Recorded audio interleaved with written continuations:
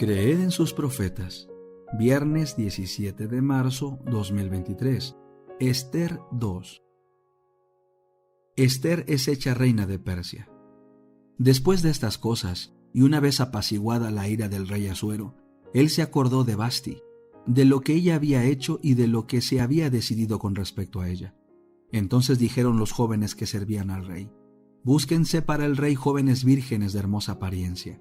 Nombre el rey oficiales en todas las provincias de su reino, para que reúnan en Susa, la capital, a todas las jóvenes vírgenes de hermosa apariencia, en el harén que está bajo el cuidado de Hegai, eunuco del rey y guardián de las mujeres, y provéase su tratamiento cosmético. La joven que agrade a los ojos del rey, reine en lugar de Vasti. Este consejo agradó al rey y así lo hizo.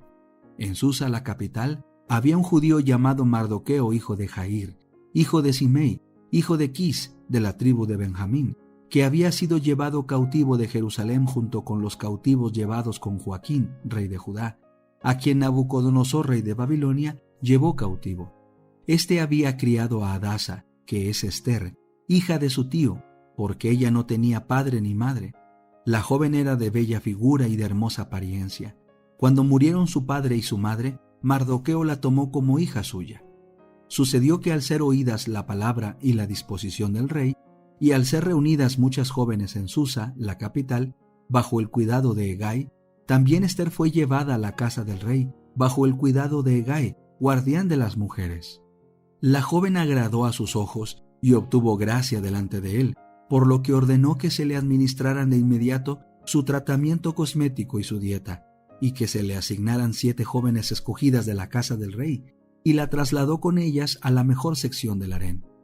Ester no declaró cuál era su pueblo ni su parentela, pues Mardoqueo le había mandado que no lo dijera, y cada día Mardoqueo se paseaba frente al patio del harén para informarse de cómo le iba a Ester y de qué le acontecía.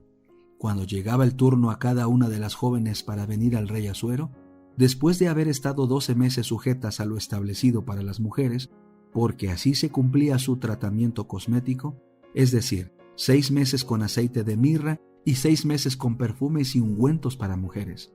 Así es como la joven venía al rey. Todo lo que ella pidiera se le daba para llevarlo consigo del harén a la casa del rey. Ella iba al anochecer y a la mañana siguiente volvía al segundo harén bajo el cuidado de Saasgaz, eunuco del rey, guardián de las concubinas. No volvía a ir al rey, salvo si el rey la deseaba y era llamada por nombre. Cuando Ester, hija de Abijail, tío de Mardoqueo, a la que éste había tomado como hija, le llegó el turno para ir al rey, ninguna cosa pidió aparte de lo que dispuso Hegai, eunuco del rey, guardián de las mujeres. Así Ester obtenía gracia ante los ojos de todos los que la veían. Ester fue llevada al rey Asuero, a su palacio real en el mes 10, en el mes de Tebet del 7º año de su reinado. El rey amó a Ester más que a todas las mujeres, y ella halló gracia y favor delante de él, más que todas las demás jóvenes vírgenes. Él puso la corona real sobre su cabeza y la proclamó reina en lugar de Vasti. Entonces el rey ofreció un gran banquete, el banquete de Ester, a todos sus oficiales y servidores. También hizo reducción de impuestos a las provincias y dio obsequios conforme a la facultad del rey. Mardoqueo salva la vida al rey.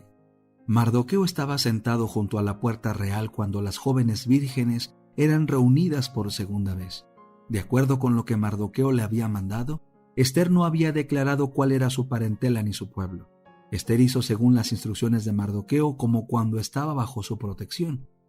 En aquellos días, estando Mardoqueo sentado junto a la puerta real, Bigtán y Teres, 2 eunucos del rey, guardias de la puerta, se enojaron y conspiraron para quitar la vida al rey Asuero. Este hecho llegó al conocimiento de Mardoqueo, quien lo declaró a la reina Ester, y ella se lo dijo al rey en nombre de Mardoqueo. El hecho fue investigado y hallado cierto, por lo que ambos fueron colgados en una horca. Esto fue escrito en el libro de las crónicas en presencia del rey. El conflicto de los siglos. Capítulo 1. El destino del mundo predicho. Las fuerzas judaicas perseguían de cerca a Cestio y a su ejército y cayeron sobre la retaguardia con tal furia que amenazaban destruirla totalmente. Solo a duras penas pudieron las huestes romanas completar su retirada. Los judíos no sufrieron más que pocas bajas, y con los despojos que obtuvieron volvieron en triunfo a Jerusalén. Pero este éxito aparente no les acarreó sino perjuicios, pues despertó en ellos un espíritu de necia resistencia contra los romanos, que no tardó en traer males incalculables a la desdichada ciudad. Espantosas fueron las calamidades que sufrió Jerusalén cuando el sitio se reanudó bajo el mando de Tito. La ciudad fue sitiada en el momento de la Pascua, cuando millones de judíos se hallaban reunidos dentro de sus muros. Los depósitos de provisiones, que de haber sido conservados, hubieran podido abastecer a toda población por varios años, habían sido destruidos a consecuencia de la rivalidad y de las represalias de las facciones en lucha, y pronto los vecinos de Jerusalén empezaron a sucumbir a los horrores del hambre. Una medida de trigo se vendía por un talento. Tan atroz era el hambre que los hombres roían el cuero de sus cintos, sus sandalias y las cubiertas de sus escudos. Muchos salían durante la noche para recoger las plantas silvestres que crecían fuera de los muros, a pesar de que muchos de ellos eran aprehendidos y muertos por crueles torturas, y a menudo los que lograban escapar eran despojados de aquello que habían conseguido aún con riesgo de la vida. Los que estaban en el poder imponían los castigos más infamantes para obligar a los necesitados a entregar los últimos restos de provisiones que guardaban escondidos. Y tamañas atrocidades eran perpetradas muchas veces por gente bien alimentada que solo deseaba almacenar provisiones para más tarde. Millares murieron a consecuencia del hambre y la pestilencia. Los afectos naturales parecían haber desaparecido. Los esposos se arrebataban unos a otros los alimentos.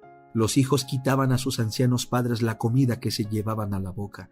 Y la pregunta del profeta, ¿se olvidará acaso la mujer de su niño mamante?, recibió respuesta en el interior de los muros de la desgraciada ciudad, tal como la diera la Santa Escritura.